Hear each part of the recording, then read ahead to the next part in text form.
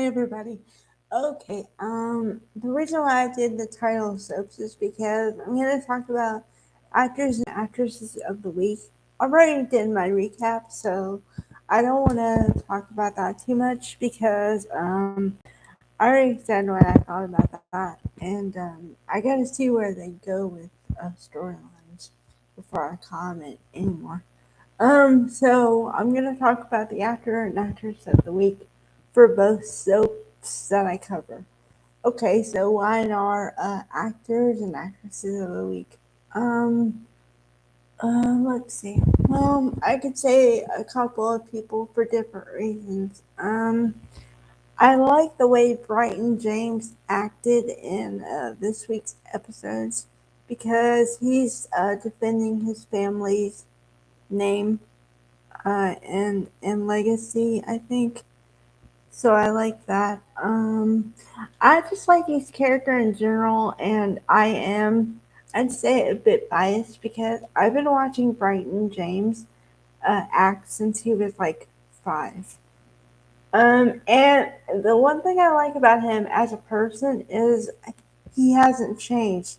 His attitude and humility and all that stuff hasn't changed ever since he has been famous. So I appreciate that. And then on top of that, he's a very good actor, in my opinion. It's very believable when he's on screen. So I like that. Okay, as far as the actress for the week, I'd have to give it to. well, I'd have to give it to Melody Thomas Scott, only because she's very versatile in the fact that she can turn from you think she's under the influence to perfectly fine in under 5 minutes. Because look at her wardrobe and look at how they styled her at the beginning of the week to the end of the week. Okay, the beginning of the week when she was still drinking, she was wearing she was wearing nice clothes, but you can tell that she just didn't care about her appearance, and that's how it is when you I guess you're under the influence of something. You get to where you're so held by the substance that your normal stuff you care about, you don't care about anymore. And it showed in her makeup. It showed everywhere. It showed in her makeup. It showed in her dress, and it showed in her attitude. So, and then at the end of the week, uh, she's still. I'd say she's still kind of trying to get back on the wagon, but her appearance totally changed.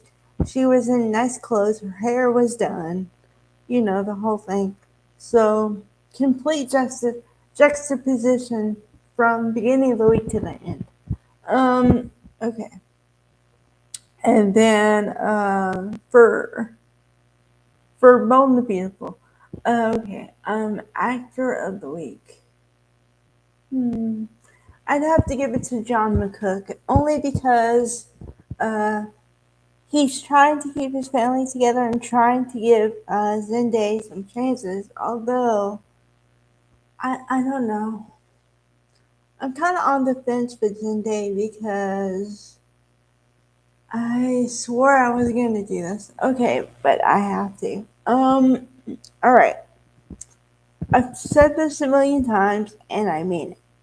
I try to separate the character from the actor. Okay, but the storyline that they're giving Zendaya to work with Lisa Yamada and Luna, I don't like it.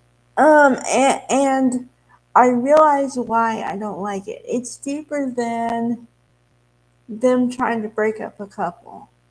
It's not what that's about. My feelings aren't about that. My feelings are about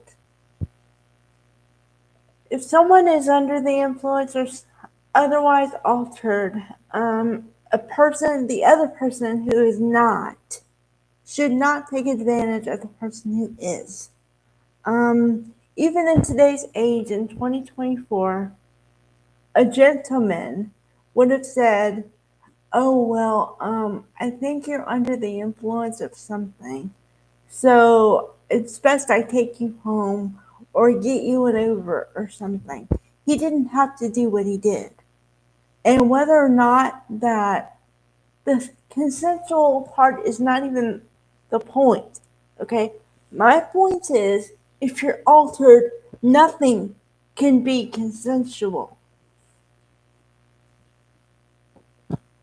But sticking to the actor part of it and not storyline. Eric John McCook is trying to put his family together and give him another chance. And I kind of want something to be blown out of the water so that everyone's aware of what went on with Zendaya and Luna, only as a cautionary tale of what can happen. And I don't like the whole trope of a woman has to take care of herself.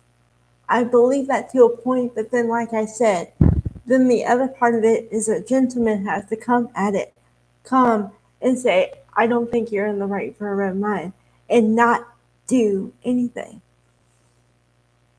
That's where I stand, and that's where I will always stand.